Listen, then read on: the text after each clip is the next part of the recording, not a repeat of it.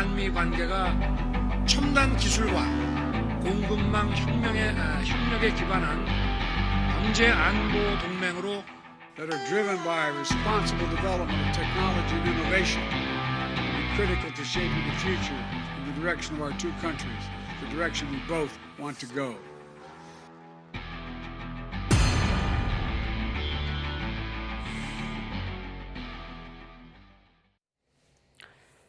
네, 이렇게 한국을 방문한 조 바이든 미국 대통령은 곧바로 평택 삼성전자 반도체 공장을 방문해 윤석열 대통령과 만났습니다.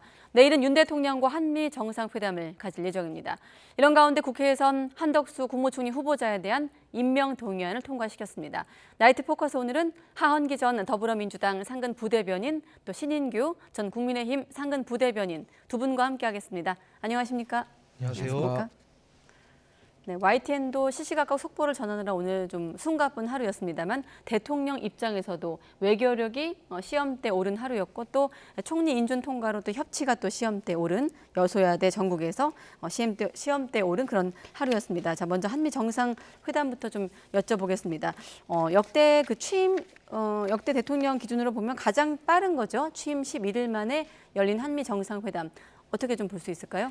예, 일단은 그 윤석열 대통령 취임 이후에 이제 정상끼리 만난 이제 첫 번째 사례가 되는데 네. 또 이제 한미 관계가 굉장히 중요하지 않습니까? 그래서 바이든 대통령이 이제 한국으로 방문을 하면서 이제 오늘 그 한미 정상회담에 이제 막을 올렸는데요.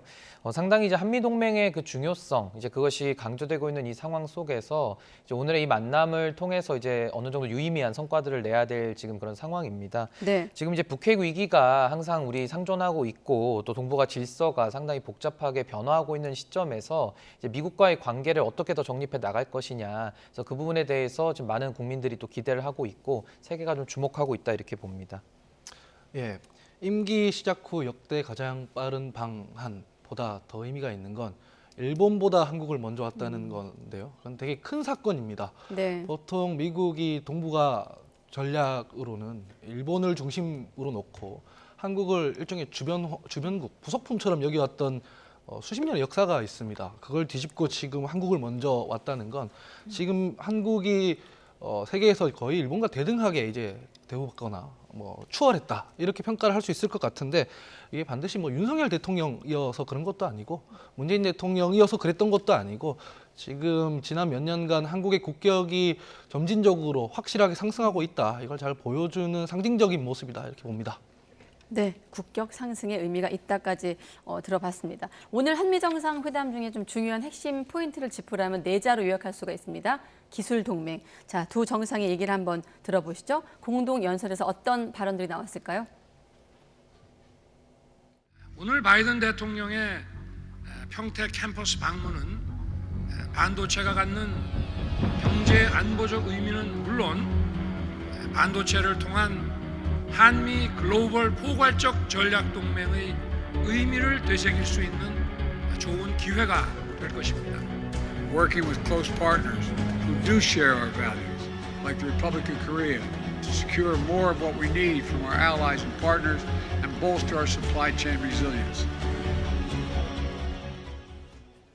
네, 그러니까 군사 안보 동맹에서 기술 공급망 동맹으로 진화하고 있다라고 좀 요약이 가능한데 좀 더 의미를 부여한다면요? 예, 일단은 방금도 그 하 대변인께서 짚어주신 대로, 그러니까 대한민국의 국격이 올라가서 사실 한국을 먼저 방문한 그런 의미도 있겠습니다만은 보다 본질적으로는 지금 한반도 사태를 바라보는 이제 미국의 시각도 저는 거기에 반영이 돼 있다고 봅니다. 그러니까 한반도가 가지고 있는 그런 지정학적 위치라든지 어떻게 보면 동맹으로서 이제 미국에서는 상당히 중요한 역할을 좀 하고 있기 때문에 이제 그런 부분도 반영이 돼 있다고 보고요. 사실은 이제 대한민국과 미국의 관계가 사실 안보 동맹에서 출발을 해서 이제 경제 동맹 으로 왔는데 이제 어떻게 보면 중국의 부상으로 인해서 사실 경제적인 동맹이 조금씩은 이제 흔들리는 부분도 분명히 있었단 말입니다. 그래서 그런 상황 속에서 이제 이번에는 그 삼성전자 이제 반도체 공장을 같이 시찰을 하면서 이제 어떻게 보면 기술 동맹이라는 개념을 이제 가져오게 됐는데요. 이제 어느 정도 그 기술 동맹을 통해서 좀 더 양국의 교류와 협력을 좀 더 강화하고 그걸 통해서 양국의 이익을 좀 더 증진시키고자 하는 그런 의도 아니겠는가 현재 그렇게 보고 있습니다. 네. 예, 그 반도체 굴기라고 하죠. 중국의 반도체 굴기라고 해서 결국 글로벌 서플라이 체인을 미국이 형성을 해서 중국의 어떤 반도체 영역에서 대항을 해야 된다는 게 지금 계속 이어져 왔던 기조였습니다. 네. 한국이 전 세계에서 메모리 반도체의 70%를 공급하니까 미국 입장에서는 중국을 견제하기 위해서는 한국을 지렛대로 쓸 필요가 있었던 거고요. 그래서 반도체라는 게 사실 지금 모든 첨단 산업의 필수제이기 때문에 여기서 중국한테 밀리면 안 된다는 미국의 보관이 있었던 거고, 그래서 웨이퍼 그 원반이죠. 그걸 손에 흔들었던 게 이번이 처음도 아닙니다. 이번에 점진적으로 지금 상승을 해왔고, 이번 방한 때는 삼성부터 방문을 하면서 이 기술 동맹을 통해서 중국에 어떤 대항을 하겠다, 견제를 하겠다라는 속내를 드러낸 거다, 이렇게 저는 봅니다. 네, 지금 외신에서도 윤석열 대통령이 취임한 지 열흘밖에 되지 않았다고 하면서 이제 외교 경험이 없는 점을 좀 눈여겨보면서 앞으로 이런 부분들을 좀 한미동맹 강화를 부각시킬 것이다라고 예상을 하고 있거든요. 자, 시간을 좀 돌려서 대선 후보 때부터 윤 대통령은 한미동맹이 포괄적 전략 동맹으로 강화해야 된다 이렇게 밝혔습니다. 이번 좀 회담을 통해서 진전되는 계기를 마련할 수 있을까요? 예, 일단은 사실 한미 관계가 많이 흔들렸던 것도 사실이죠. 그러니까 한미 동맹의 그 위기를 좀 더 짚어보면은 네. 사실은 그 어떻게 보면 군사 훈련 같은 경우도 사실 북한의 반대로 인해서 많이 좀 후퇴됐던 부분들도 있었고요. 그러니까 네. 한미 연합의 그런 어떻게 보면 군사적 중요성이 사실은 많이 좀 약화됐던 것도 사실입니다. 그리고 또 여러 가지 문제가 있었지만은 어떻게 보면 4대 그 대사라고 하지 않습니까? 미국이나 러시아나 중국이나 일본의 그 대사들을 사실은 조금 더 그 외교 전문가들이 가지 못하면서 여러 가지 그런 외교적인 취약점들을 많이 드러냈던 것도 사실이거든요. 네. 그래서 이번에 윤석열 대통령은 주미 대사로 조태용 의원을 또 지명하면서 그 미국 전문가거든요. 외교관 출신입니다. 그래서 이런 식을 통해서 어떻게 보면 좀 더 전문적인 외교 그리고 미국과의 관계를 중심으로 한 이런 한반도에 다시 새로운 전략을 짜는 이런 기회로 좀 삼아야 되지 않겠느냐 좀 이렇게 보고 있습니다. 전 뭐 한미 동맹이 흔들렸는데 이제 열흘 만에 취임한 윤석열 대통령으로 인해서 한미 동맹이 강화됐다 이렇게는 보지 않습니다. 한미 동맹 흔들렸던 적 없고요. 문재인 대통령 시절에도 미사일 사거리를 푼다거나 한미 정상회담 할 때마다 굉장한 성과를 보였던 게 사실입니다. 그래서 흔들림 없던 한미 동맹의 기조 위에서 지금 기술 동맹으로까지 포괄 전략 동맹으로까지 나아가고 있는 중이다라고 하는 게 중요할 것 같고, 이걸 국내 정쟁의 이슈로 들고 와가지고 당신들이 집권할 때는 한미 동맹이 흔들렸는데 우리 집권하니까 달라진다 이런 식으로 호도할 필요는 없다고 생각합니다. 네. 또 외신에서 어떤 점을 보고 있냐면 바이든 대통령이 이번 방한을 계기로 이제 아시아 순방을 계기로 한국과 일본의 유대 관계를 좀 내세우면서 또 중국을 견제하는 메시지를 낼 것이 아닌가 이런 부분도 또 지켜보고 있거든요. 뭐 우리를 포함해서 여기에 대해서 이제 대통령실 같은 경우는 IPEF 참여가 중국을 배척하는 것은 아니다라는 또 설명도 덧붙이고 있고요. 맞물려서 좀 본다면 어떻게 볼 수 있을까요? 근데 사실 그 하은기 대변인 말씀 일리는 있습니다. 저도 뭐 문재인 정부가 다 잘못했다 이렇게 보는 건 아니고요. 사실 짚을 건 짚어야 되는 것이 아무래도 남북 관계를 좀 더 강조를 했던 건 사실이죠. 그리고 이제 어떻게 보면 한일 관계나 한미 관계가 어떻게 보면 삼각 동맹으로 그동안 견고하게 왔던 것인데 사실 일본에게는 할 소리 다 하면서 사실 한일 관계도 많이 악화일로로 갔던 것도 사실 아니겠습니까? 그러면서 한미 관계도 같이 흔들렸던 부분도 분명히 있는 것이고, 그러면서 일본과 미국은 좀 더 유대 관계를 더 가져갔던 면도 분명히 있는 것입니다. 그래서 저희는 뭐 그런 뭐 외교 관계에 있어서 여야가 있을 수 없고 사실 이 부분에 대해서 무슨 책임론을 말하자는 것은 아니고 이제 다시 한번 한미 관계의 새로운 지경을 좀 열어야 된다라는 이제 그런 취지에서 말씀드린 것이고요. 네. 그리고 IPEF 같은 경우도 마찬가지입니다. 지금 어떻게 보면 사실 중국과 미국의 G2라고 하는 양대 산맥이 어떻게 보면 서로 이제 경쟁을 이제 많이 하고 있는 것인데 네. 이제 조금 경제적인 측면에서도 미국이 주도하는 그런 국제 질서에 좀 더 한국이 좀 힘을 보태는 모습을 통해서 좀 더 한미 동맹을 강화하는 모습으로 나아가는 건 아니냐 좀 이렇게 평가합니다. 네, 한중 관계 측면에서 좀 질문을 드린다면요. 네. 질문에 대한 답을 드리자면 IPEF 강화 같은 이런 건 이제 미국 입장에서는 당연히 중국 견제가 맞습니다. 근데 한국 입장에서는 지금 당장 탈중국하기는 어려운 상황인 게 사실이죠. 왜냐하면은 경제 의존도가 일단 너무 높아요. 그래서 실질적으로 지금 당장 중국을 견제하기 시작하고 한미동맹 강화는 물론 중요합니다만 그 안보를 넘어서서 경제 부분까지도 딱 단절시킨다면 사실 국익에 손실이 오지 않습니까? 그렇기 때문에 대통령실에서 IPEF가 당장 중국을 견제하기 위한 것은 아니다. 이런 메시지로 관리해 주는 건 전 잘했다고 생각하고요. 네. 앞으로 균형 외교를 훼손시키지 않는 범위 내에서의 보완도 필요할 것이다. 이렇게 전망합니다. 네, 두 분이 물론 외교 전문가는 아닙니다만 정가에서 보는 어떤 외교적인 시각을 좀 한번 들어볼 수 있는 자리가 될 텐데 이런 질문은 어떨까요? 자, 오늘 만난 두 정상 사실 180도 좀 다른 스타일이라고 볼 수도 있고 어떤 점에서는 또 공통 공통점도 엿보이기도 하고요. 좀 준비된 내용도 있고 두 분이 보시기엔 좀 오늘 두 정상 간의 어떤 만남, 풍경에서 눈에 띈 점이 있었습니까?